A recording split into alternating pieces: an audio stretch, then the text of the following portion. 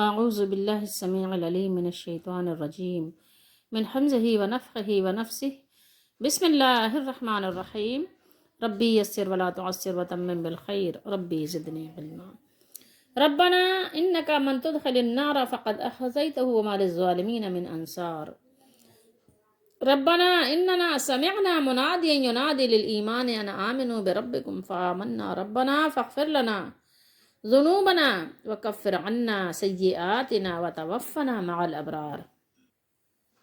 2 آیتیں ہیں سورہ آل عمران کی 192 193، چوتھا سپارہ ہے اور ترجمہ ہے معارف القرآن کا۔ اے رب ہمارے، لیکن اس بات کا خیال رکھیں کہ ہم جس طرح اردو میں بات کرتے ہیں، اردو میں درخواست کرتے ہیں، اسی طریقے سے ہمیں ترجمہ کرنا چاہیے، ٹھیک ہے؟ ہم اردو میں اس طرح نہیں کہتے اے رب ہمارے، کہہ سکتے ہیں، بات سمجھ میں آ رہی ہے، لیکن ہم یعنی جو صحیح اور سیدھا طریقہ ہے وہ یہ ہے اے ہمارے رب، ٹھیک ہے؟ اے ہمارے رب، جس کو تو نے دوزخ میں ڈالا سو اس کو رسوا کر دیا، وہ کیا ہو گیا؟ وہ تو ذلیل ہو گیا، اخزیتہ، وہ تو ذلیل ہو گیا، وہ تو رسوا ہو گیا۔ اس سے بڑی اور ذلت کیا ہو سکتی ہے؟ جو میدان محشر میں جس کی رسوائی ہو اور جہنم میں جس کو داخل کیا جائے، اس سے بڑی تو کوئی رسوائی نہیں ہے، تو بلا شبہ وہ تو رسوا ہو گیا۔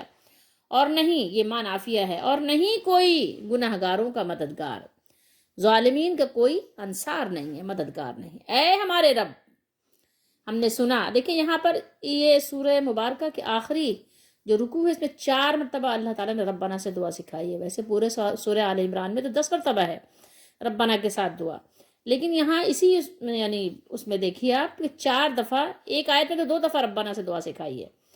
ربنا اننا سمعنا منادیا ینادی للایمان، ٹھیک ہے؟ کیا کہہ رہے ہیں؟ کہہ رہے اے ہمارے رب، ہم نے سنا ایک پکارنے والے کو، ایک ندا دینے والا ندا دے رہا ہے، ایک منادی آواز لگا رہا ہے، پکار رہا ہے۔ وہ پکارتا ہے کس کی طرف؟ وہ ایمان کے لیے پکار رہا ہے، بلا رہا ہے، ایمان کی دعوت دے رہا ہے، آؤ ایمان لے کر آؤ، اپنے رب کو پہچانو، اپنے رب کو مانو، اپنے مالک کی پہچان کرو۔ ایک پکارنے والا نبی ہمیں آواز لگا رہا ہے، دعوت دے رہا ہے، آؤ ایمان لانے کو گے، ایمان لاؤ، ان آمنو، آمنو، ایمان لاؤ، ایمان لاؤ، ایمان لاؤ، ایمان لاؤ اپنے رب پر، بے ربکم، جس نے ہمیں پیدا کیا، جو ہمیں پال پوس کر جس نے ہمیں جوانی کو پہنچایا، اس رب پر، اس کو پہچانو، اس پر ایمان لاؤ۔ سو فآمنا، ہم ایمان لے آئے جب ہم نے سنا کہ ہمارا ایک رب ہے، جب ہم نے پہچانا اپنی ذات کو کہ میں کون ہوں، تو مجھے پہچان ہوئی کہ میرا ایک رب ہے، مجھے کسی نے پیدا کیا ہے، میں خود بخود تو نہیں پیدا ہوا، میں اپنی پیدائش کا کوئی اختیار میرے پاس نہیں تھا، نہ ہے، ٹھیک ہے؟ بلکہ کوئی جسم میں بگاڑ آ جائے تو اس کو صحیح کرنے کا اختیار بھی ہمارے پاس نہیں ہے۔ کوشش ضرور ہوتی ہے لیکن ضروری نہیں ہے کہ اس کو ہم صحیح کر سکیں۔ بہت سارے لوگوں کی امداد کے باوجود ہاسپٹل، ڈاکٹرز، پتہ نہیں کتنے دوائیں اور پتہ نہیں کتنے آلہ کار، کتنے ٹول باکس، کتنے انسٹرومنٹس یوز ہو جاتے ہیں، لیکن اللہ چاہے تو شفا ملتی ہے، نہیں تو نہیں ملتی۔ اگر جسم کا ایک عضو بگڑ جائے، ایک عضو صرف بگڑ جائے، تو انسان اگر ذرا سی آنکھ میں کھجلی ہو جائے، خارش ہو جائے، تو اسی میں انسان بے چین و پریشان ہو جاتا ہے۔ فرمایا سو ہم ایمان لے آئے، اے ہمارے رب۔ دیکھیے ربنا سے دعا شروع ہوئی، پھر یہاں آ گئی بات، ربنا فاغفر لنا، اے ہمارے رب معاف کر دے ہم کو، بخش دے۔ کیا مطلب بخشنا؟ معاف کر دے ہم کو، ہمیں معاف کر دے۔ کس بات پر؟ جو کچھ ہم نے جرائم کیے ہیں، ہمارے گناہوں کو معاف کر دے، ہمارے گناہوں کو معاف کر دے، اور کیا کر دے؟ دور کر دے ہم سے برائیاں، وکفر عنا سیئاتنا، سیئات کو، سو اور سیئات کو ہم سے دور کر دے، اور دور کر دے ہم سے برائیاں، اور کیا؟ وتوفنا، اور ہمیں وفات دیجیے گا، ہم سب کو، یہ سب جمع کے صیغے ہیں، اور ہمیں وفات دیجیے گا، مجھے بھی، میرے بچوں کو بھی، میرے شوہر کو بھی، میرے گھر والوں کو بھی، میرے بھائیوں کو، بہنوں کو بھی، میرے دوست احباب کو بھی، میری بیوی کو بھی، یعنی تمام اپنے حلقہ احباب کے لیے دعا ہو رہی ہے کہ ہم سب کو مالک ایسی موت عطا فرما، ایسی موت دے کہ جو نیکوکاروں کو نصیب ہوئی ہے، نیکوکاروں کے ساتھ ہمارا بھی معاملہ کر، ہمیں بھی ان کے ساتھ ملا دے، ہمارا الحاق انہی کے ساتھ کر، ہماری برائیاں دور کر دے، اتار دے، ٹھیک ہے؟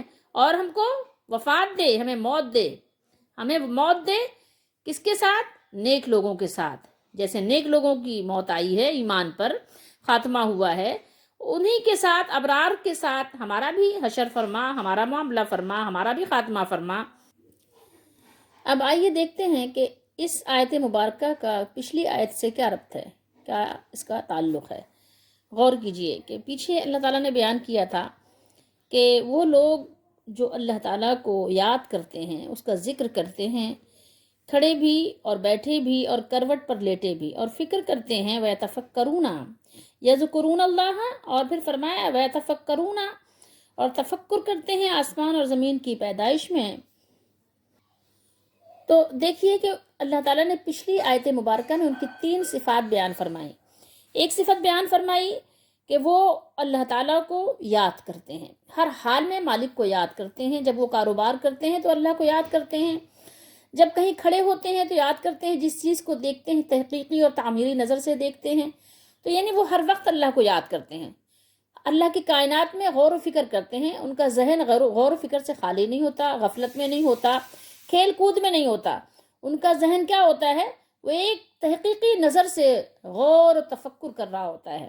تو ایک تو ان کی یہ صفت ہوتی ہے کہ وہ اپنے مالک کو پہچاننے کی کوشش کرتے ہیں کہ میرا مالک کون ہے، مالک کو یاد کرتے ہیں، اور پھر اس کی کیا کرتے ہیں، وہ اس کی صنعت پر غور و فکر کرتے ہیں۔ ٹھیک ہے، تو اللہ نے یہاں پر ان کے پیچھے پچھلی آیت میں 191 میں، یہ 91 میں اللہ تعالیٰ نے اوپر یہ بیان کیا، یعنی اس سے پچھلے مطلب پیچھے اگر جائیں تو بیان کیا اللہ تعالیٰ نے کہ اللہ کو یاد کرتے ہیں ہر حال میں۔ ٹھیک ہے، جب وہ پھر بیٹھتے ہیں جب بھی غور و فکر کرتے ہیں، ہر چیز میں غور و فکر کرتے رہتے ہیں، جب وہ لیٹتے ہیں تو ان کا لیٹنا بھی جب تک وہ جاگتے ہیں بے مقصد نہیں ہوتا، ان کا لیٹنا بھی غور و فکر کے ساتھ ہوتا ہے، وہ لیٹے لیٹے ذکر و تسبیح کرتے ہیں، وہ جب کاروبار کرتے ہیں تو ان کا ذکر کوئی اور طرح ہوتا ہے، ٹھیک ہے، اس کا طریقہ کار مختلف ہوتا ہے، وہاں پر ذکر تسبیح لے کر نہیں کر رہے ہوتے کہ ہاتھ میں ایک تسبیح جو ہمارے یعنی جس کو معروف طریقے سے ہم تسبیح کہتے ہیں، سودانے کی ایک تسبیح، وہ نہیں مراد ہے۔ تسبیح کہتے ہیں اصل میں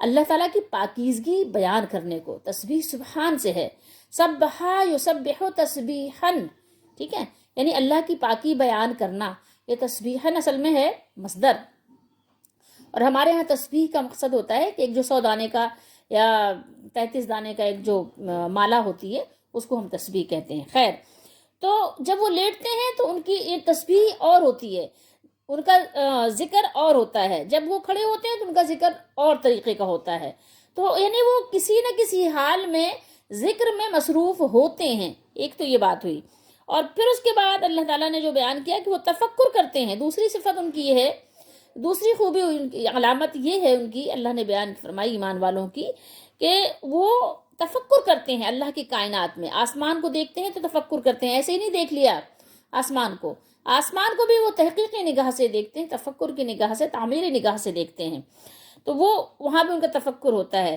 اور پھر تیسری خوبی اللہ تعالیٰ نے ان کی کیا بیان فرمائی تھی 191 آیت نمبر میں، سبحانکا، پھر وہ اللہ کی کیا کرتے ہیں، اللہ تعالیٰ کی یعنی پاکی بیان کرتے ہیں، یعنی پھر وہاں پر بیان کی اللہ نے تسبیح کرتے ہیں، جب وہ غور و فکر کرتے ہیں تو کہتے ہیں واہ کیا شان ہے میرے مولا کی، کیا یعنی اس کی یعنی کیا بزرگی ہے، کیا بڑائی ہے، یعنی انتہا ہے، انسان کی عقل وہاں تک جا ہی نہیں سکتی۔ سبحانکا، پھر اللہ کی تعریف کرتے ہیں، جیسے کہ یونس علیہ السلام نے مچھلی کے پیٹ میں کہا تھا سبحانکا انی کنت من الظالمین، کہ میرا مالک جو ہے وہ تو سبحان ہے، وہ تو ہر خطا سے، ہر طرح کی ظلم و زیادتی سے پاک ہے، خطا جو ہے وہ کس کی ہے، بھول چوک وہ میری ہی طرف سے ہے، نادانی اگر ہے کسی قسم کی، ناسمجھی کی بات اگر، وہ تو میں خود ہوں، میں خود اس کو کر رہی ہوں، اللہ تعالیٰ تو پاک ہے اس سے، تو اللہ تعالیٰ سے پھر وہ دعا کرتے ہیں، ٹھیک ہے، اللہ کی تعریف کرنے کے بعد کیا کرتے ہیں، فوراً دعا کرتے ہیں۔ 3 خوبیاں بیان کرنے کے بعد اللہ تعالیٰ نے بیان کیا کہ پھر وہ اپنے لیے مانگتے ہیں، اپنے لیے کیا مانگتے ہیں، سب سے بڑی چیز مانگتے ہیں، وہ کہتے ہیں کہ ہم کو دوزخ سے بچا لے، ہمیں آگ کے عذاب سے بچا لے، فقنا عذاب النار۔ اب یہاں دیکھیے کہ ربط کیا ہے، یہاں پر دیکھیے پچھلی آیت ہم نے آپ کو بتا دیا خلاصہ، تو اب یہاں پر جب اللہ تعالیٰ نے آیت نمبر 192 بیان فرمایا تو یہاں بیان کیا کہ جب وہ غور و فکر کرنے کے بعد اور ذکر و عبادت سے فارغ ہونے کے بعد جب ان کا دل کیا ہوتا ہے، جگمگانے لگتا ہے، ان کا دل کیا ہوتا ہے، روشن ہو جاتا ہے، ان کے دل سے زنگ آلود جو کچھ کثافت تھی دور ہو جاتی ہے، تو پھر وہ کیا کرتے ہیں؟ تو وہ اپنے مولا تبارک و تعالیٰ کی جناب پاک میں دامن طلب کو پھیلا دیتے ہیں، دامن طلب، دامن دعا کو پھیلا دیتے ہیں، اور پھیلا کر یوں گزارش کرتے ہیں، یوں عرضی پیش کرتے ہیں، یوں مناجات کرتے ہیں۔ اور دعا کی جملے ذرا غور کیجئے کہ اپنے اندر کتنی مٹھاس کو سمیٹے ہوئے ہیں، کیا تاثیر رکھتے ہیں، وہ آپ غور و فکر کریں گے تو آپ کو خود اندازہ ہوگا۔ اس کو بیان کرنے کی محتاجگی نہیں کہ آپ کو بیان کر کے سنایا جائے، یہ خود آپ کو غور کرنے سے اندازہ ہوگا کہ کیا اس کے اندر ایک تاثیر ہے، کیا اس کے اندر ایک اثر ہے، کیا اس کے اندر ایک خوشبو ہے، زبردست دعا ہے۔ اور یہ جبھی ممکن ہے جب اندر صفائی ہوتی ہے تو یہ الفاظ نکلتے ہیں۔ مومن پھر اس انداز سے دعا کرتا ہے جو مالک نے سکھائی ہے، کہ جو اللہ کے نیک بندوں نے جس طرح سے کی دعا، اور پھر انعامات الہیہ کے وہ طلبگار جنہوں نے اپنے عمل سے اپنے آپ کو ان کا اہل ثابت کر دیا ہے اللہ کی بارگاہ میں، جب وہ ادب اور نیاز سے دعا کرتے ہیں تو پھر کیا ہوتا ہے؟ ان کے دل سے نکلی ہوئی دعا میں قبولیت کا اثر ہوتا ہے، ان کی دعائیں قبول کر لی جاتی ہیں، ان کی دعائیں رد نہیں کی جاتی، ان کی دعائیں ضائع نہیں کی جاتی، ان کی دعائیں قبول کر لی جاتی ہیں۔ قبولیت کا جو بھی درجہ ہو، قبولیت کا جو بھی مقام حاصل کرے وہ دعا، لیکن قبول ضرور کی جاتی ہے۔ ربنا انکا من تدخل النار فقد اخزیتہ وما للظالمین من انصار۔ اسے ذلیل و رسوا کیا اور اس کی ذات اور اس کی ذلت اور رسوائی کو تمام اہل حشر کے سامنے اللہ نے ظاہر کر دیا۔ ٹھیک ہے، وہ یہ کہتے ہیں، کون لوگ یہ کہتے ہیں؟ انہوں نے، کسی نے کہی ہے نا یہ بات، ربنا ربنا، اے ہمارے رب، بے شک تو نے جسے داخل کر دیا آگ میں، جس کو اللہ نے داخل کر دیا آگ میں، ٹھیک ہے، تو وہ یہ کہتے ہیں کہ یعنی اسے ذلیل و رسوا کیا اور اس کی ذلت و رسوائی کو تمام اہل حشر کے سامنے ظاہر کر دیا۔ سب کے سامنے وہ ذلیل ہو رہا ہے، سب کے سامنے اس کا راز کھل رہا ہے، اس کا پردہ اٹھ رہا ہے، وہ ڈھول کا پول جو ہے وہ باہر آ رہا ہے، سب کے سامنے اس کی رسوائی ہو رہی۔ کیوں ہو رہی ہے؟ کوئی وجہ تو پیچھے ہے نا۔ اور ظالموں کا کوئی مددگار نہیں۔ قیامت کے دن انہیں، نافرمانی کرنے والوں کو، ان لوگوں کو اللہ تعالیٰ سے کون بچا سکے گا؟ کوئی نہیں بچا سکے گا، کوئی بھی ان کی مدد نہیں کر سکے گا، اور اللہ تعالیٰ ان کے بارے میں جو ارادہ فرمائے گا اسے کوئی ٹال بھی نہیں سکے گا، کوئی دور بھی نہیں کر سکے گا۔ اللہ تعالیٰ ہم سب کو بچائے اس گروہ سے، اور ہمیں عمل کرنے کی توفیق دے، ہمیں خوش فہمیوں میں اپنے وقت کو ضائع کرنے سے بھی بچائے اللہ تعالیٰ۔ ربنا اننا سمعنا منادیا ینادی للایمان ان آمنوا بربکم فآمنا۔ اے ہمارے رب، ہم نے ایک ندا کرنے والے کو سنا کہ ایمان کے لیے پکار رہا ہے، اس نے پکارا تھا ہمیں، کس کے لیے؟ ایمان کے لیے اس نے ہم سے کہا تھا۔ تو ہم نے کیا کیا؟ ہم نے ایک داعی کی آواز کو سنا جو حق کی طرف بلا رہا ہے، تو جو ایمان کی طرف دعوت دے رہے تھے اس سے کون لوگ مراد ہیں؟ کون مراد ہے اس سے کہ جو ہمیں بلا رہا ہے ایمان کی طرف، جس نے ہمیں بلایا ایمان کی طرف؟ ٹھیک ہے، تو اس سے مراد حضرت محمد صلی اللہ تعالیٰ علیہ وآلہ وسلم ہے، اور وہ فرما رہے تھے کہ یعنی ایمان لانے کے لیے ان آمنوا بربکم فآمنا، کہ اپنے رب پر ایمان لاؤ، تو ہم ایمان لے آئے، اور ہم نے آپ کی دعوت پر لبیک کہا اور آپ کی اتباع و فرما برداری اختیار کر لی۔ تو یہاں پر منادین جو ہیں، یہ منادین سے مراد کون ہے؟ رسول اللہ صلی اللہ علیہ وسلم ہے، اور پھر کیا ہے؟ قرآن بھی ہے، ٹھیک ہے۔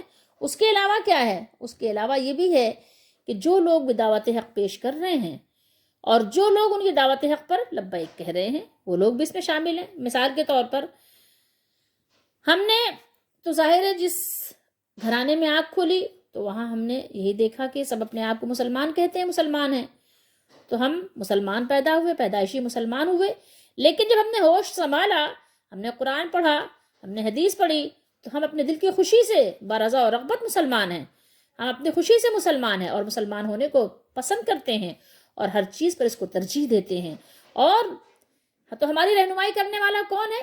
حقیقت میں تو رسول اللہ صلی اللہ علیہ وسلم ہے، لیکن قرآن بھی ہے، قرآن بھی منادی ہے ہمارے لیے، منادین بلا رہے ہیں، قرآن بھی ہمیں بلا رہا ہے۔ کیا کہہ رہا ہے؟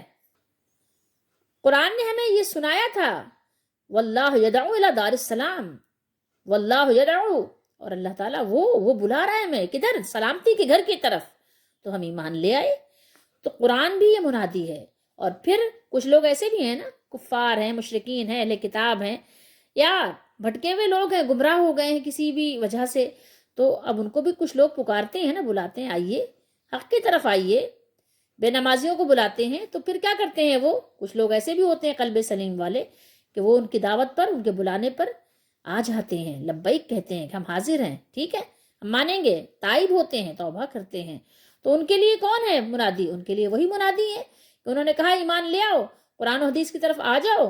تو وہ بلاتے کدھر ہیں؟ قرآن و حدیث کی طرف. وہ قرآن و حدیث تھما دیتے ہیں، دیکھو یہ پڑھو، دیکھو یہ آیت میں یہ لکھا ہوا ہے، دیکھو یہ لکھا ہوا ہے، دیکھو اللہ کے رسول صلی اللہ علیہ وسلم نے یہ فرمایا ہے، مانو اس کو مانو. تو پھر ان کے لیے وہی منادی بن جاتے ہیں. تو اصل میں حقیقی منادی تو رسول اللہ صلی اللہ علیہ وآلہ وسلم ہے، لیکن پھر جو آپ صلی اللہ علیہ وسلم کے نقش قدم پر چلتے ہوئے لوگوں کو حق کی طرف بلا رہے ہیں، تو کسی کے لیے وہ لوگ بھی منادی ہو جاتے ہیں. تو پھر وہ اللہ تعالیٰ سے یہ دعائیں کرتے ہیں، پہلے کے لوگ ہوں یا بعد کے لوگ ہوں یا اب کے لوگ ہیں، نبی کریم صلی اللہ علیہ وسلم کی امت کا کوئی بھی فرد ہو تو وہ اس انداز سے دعا کرتا ہے.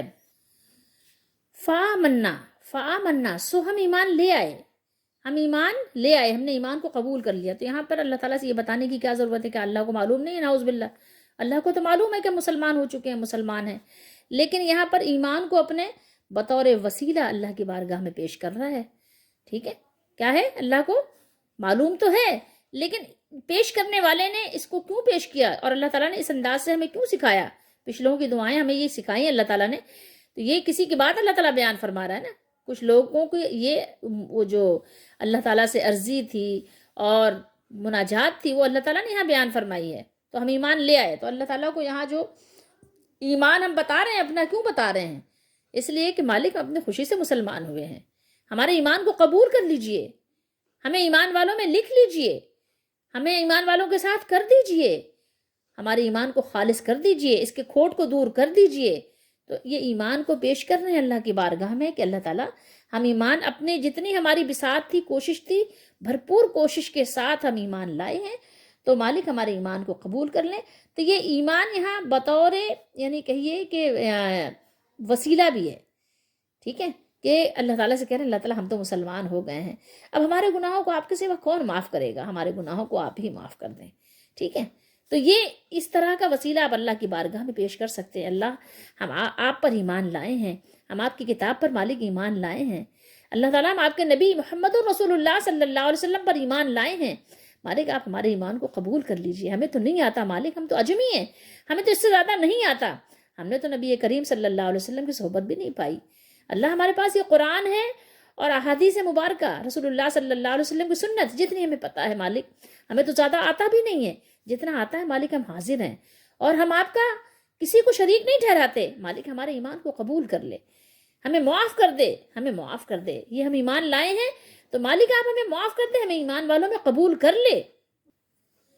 تو یہ اس طرح کا وسیلہ آپ اللہ کی بارگاہ میں پیش کریں کہ اللہ ہم آپ کے نبی پر ایمان لائے ہیں، اللہ ہم آپ کے قرآن پر ایمان لائے ہیں، ہر بات پر ایمان لائے ہیں. ہو سکتا ہے کہ بہت ساری چیزیں ہمیں نہیں پتہ ہوں مالک ایمانیات کے بارے میں، لیکن مالک ہم ایمان لے آئے ہیں. جتنا لے آئے مالک قبول کر لے، جو نہیں آتا سکھا دے اور معاف کر دے، اس کو جو نہیں آتا اسے معاف بھی کر دے. ربنا فاغفر لنا ذنوبنا.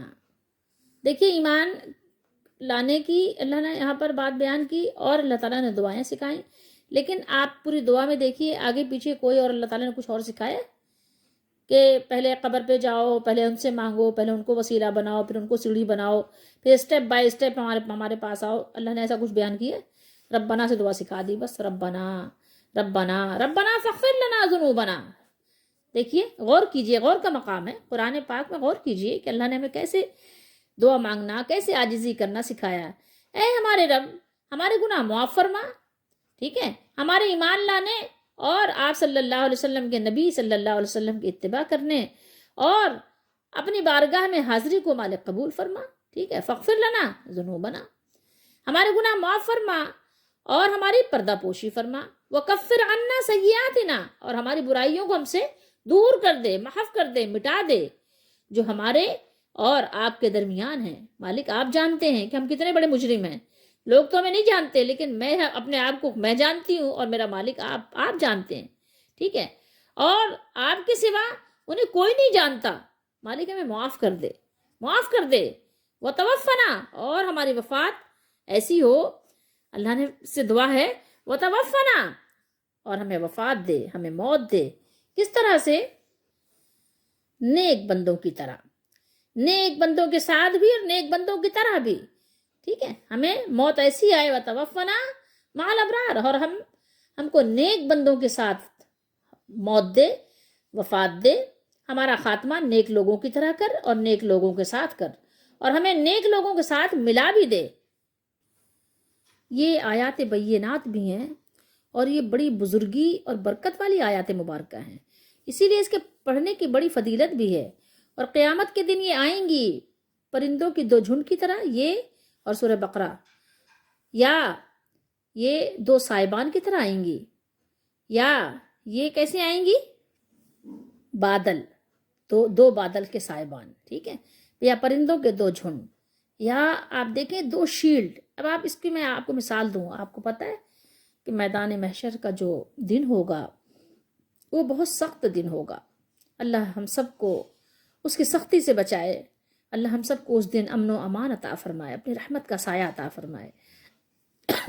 جب آپ دیکھیں کہ ہر طرف چلچلاتی دھوپ ہوگی، سورج سوا نیزے پر ہوگا، جو کچھ احادیث میں بیان ہوا ہے، بہت سختی اس دن کی بیان ہوئی ہے، تو اب غور کیجئے کہ بہت شدید دھوپ ہو اور اس میں آپ کی ایک گاڑی ہو، کار ہو، کھڑی ہوئی ہو، ٹھیک ہے، آپ بھی اس میں حاضر ہوں کسی بھی وجہ سے، کہیں آپ کو بل ہی جمع کرانا ہو گیا، یا چلیں اب تو وہ نہیں ہے، اب تو آپ نے ظاہر اس کی آسانیاں ہو گئی ہیں، بہت سہولتیں بہت طرح کی ایجاد ہو گئی ہیں، کوئی بھی معاملہ ہو سکتا ہے، سفر کرنے کے دوران آپ کو کوئی ایسی جگہ پیش آ سکتی ہے، کہیں پر آپ ایسی جگہ موجود ہیں جہاں دھوپ ہی دھوپ ہے، اس میں آپ کے پاس ایک کار ہے، گاڑی، کہیں آپ ویزا لینے گئے ہیں، ہو سکتا ہے وہیں آپ کے ساتھ یہ معاملہ پیش آ جائے، ایسا ہوتا ہے۔ تو اب آپ بتائیے کہ وہاں آپ کے پاس ایک کار ہے جس میں آپ بیٹھے ہوئے ہیں، اے سی چل رہا ہے اس کے اندر، ٹھیک ہے، تو اب آپ بتائیے کہ جب آپ وہاں اے سی میں بیٹھے ہوئے ہیں تو آپ کو باہر کی دھوپ کا کیا اندازہ؟ آپ کے پاس تو بہترین شیلڈ موجود ہے جو چھت ہے آپ کی گاڑی کی۔ اسی طریقے سے آپ غور کیجئے، کبھی لوگ جمعہ پڑھتے ہیں، عید کی نماز پڑھتے ہیں، تو کیا ہوتا ہے؟ دھوپ ہوتی ہے، لیکن آپ نے دیکھا ہوگا کبھی مولانا صاحب کے پاس ایسا بھی معاملہ ہوتا ہے کہ اے سی کی ڈک لگی ہوتی ہے جو ان کو ٹھنڈی ٹھنڈی ہوا پرووائڈ کر رہی ہوتی ہے، مہیا کر رہی ہوتی ہے۔ آپ دیکھیں کبھی کبھی وہ مشین گھوم بھی رہی ہوتی ہے، دیکھا ہے کبھی مدینہ شریف میں آپ دیکھیں کہ ایک اے سی کی ڈک لگی ہوئی ہوتی ہے جو ان کے پلرز ہوتے ہیں، تو اگر آپ ایسے میں دھوپ میں بھی ہیں تو وہ پلر کی جب ٹھنڈک آتی ہے تو کتنا اچھا لگتا ہے۔ تو اسی طریقے سے جب قیامت کے دن پرندوں کے دو جھنڈ آئیں گے جو آپ کو سایہ دیں گے، ٹھنڈا کریں گے، اور اللہ تعالیٰ کے غصے کو ٹھنڈا کریں گے، کہیں گے اللہ ہی اس کی تلاوت کرتا تھا یہ روزانہ، اللہ یہ پڑھتا تھا، اس پر ایمان رکھتا تھا، اس پر یقین رکھتا تھا، اور اس کے ذریعے سے آپ سے دعا کرتا تھا، مالک آج آپ اسے بچائیں۔ سورہ بقرہ اور یہ دو روشن یہ صورتیں ہیں، ان کو پڑھا کرو، اس پر ایمان رکھو، یقین رکھو۔ یا دو بادلوں کی، کسی کے پاس دو بادلوں کی سے آ گئے، یا دو پرندوں کے جھنڈ آ گئے، یا دو شیلڈ آ گئی، آپ سوچئے تھوڑی دیر کے لیے۔ تو آئیے میں بھی اور آپ بھی اس دن کے لیے تیاری کریں، اس دن کے لیے جس دن کوئی کسی کے کام نہیں آئے گا اللہ کے مقابلے میں، اور ہم بھی اپنا نام ان لوگوں میں لکھوا لیں، اس فہرست میں لکھوا لیں کہ جو لوگ اپنے مالک کو ہر وقت یاد رکھتے ہیں، ایسے لوگ جو ہر وقت اللہ کو یاد رکھتے ہیں، یاد کرتے ہیں، اور آسمان و زمین کی تخلیق اور اس کی حکمتوں پر غور کرتے ہیں، جن سے خالق کائنات کی عظمت، اس کی قدرت، اس کا علم، اس کا اختیار، اس کی ملکیت اور اس کی رحمت اور ربوبیت کا صحیح طریقے سے ان کو معرفت نصیب ہوتی ہے، ان کو صحیح معرفت ان لوگوں کو حاصل ہوتی ہے، تو وہ بے اختیار پکار اٹھتے ہیں، وہ بے اختیار کہہ اٹھتے ہیں کہ رب کائنات نے یہ کائنات یوں ہی بے مقصد نہیں بنائی، اس کا بنانا یہ کچھ بھی بے مقصد نہیں ہے، بلکہ اس سے مقصد بندوں کا امتحان ہے، بندوں کا ٹیسٹ لینا ہے، جو امتحان میں کامیاب ہو گیا اس کے لیے ہمیشہ ہمیش کیا ہے؟ ہمیشہ ہمیش کی جنت ہے، جنت کی نعمتیں ہیں، اور جو ناکام ہوا اس کے لیے کیا ہے؟ عذاب ہے، عذاب نار ہے، اس لیے وہ عذاب نار سے بچنے کی دعا بھی کرتے ہیں، اور اپنے گناہوں کی اپنے مالک سے معافی بھی طلب کرتے ہیں، اور قیامت کے دن، محشر کے دن کی رسوائی سے بچنے کی دعا بھی کرتے ہیں۔ آئیے غور کرتے ہیں کہ کبھی کیا میرے اور آپ کی دعاؤں میں یہ باتیں شامل ہوتی ہیں؟ کیا میں اور آپ کبھی اس لگن سے، اس محنت سے دعا کرتے ہیں کہ مالک مجھے دوزخ سے بچا لے؟ کبھی ہماری دعاؤں میں یہ دعا شامل ہوتی ہے کہ محشر کی رسوائی سے بچا لے؟ محفلوں میں تو لوگ بڑی بڑی دعائیں کبھی کر بھی لیتے ہیں، کروا بھی لیتے ہیں، لیکن دعا تو آپ کی اپنے اندر کی آواز ہے، جو آپ اپنے لیے خود کرتے ہیں۔ وہ دوسرا کیسے کوئی کر سکتا ہے آپ کے لیے؟ وہ دوسرا آپ کے لیے وہ طلب کیسے پیدا کرے گا جو آپ کے اپنے اندر کی طلب ہے؟ آپ اپنے اندر کی طلب سے، آپ اپنے اندر کی ایک طلب سے، جو طلب ہے آپ کی، جو چاہت ہے آپ کی، جو اس سے دعا کریں گے، اس طرح آپ کے لیے دعا کوئی بھی نہیں کر سکتا۔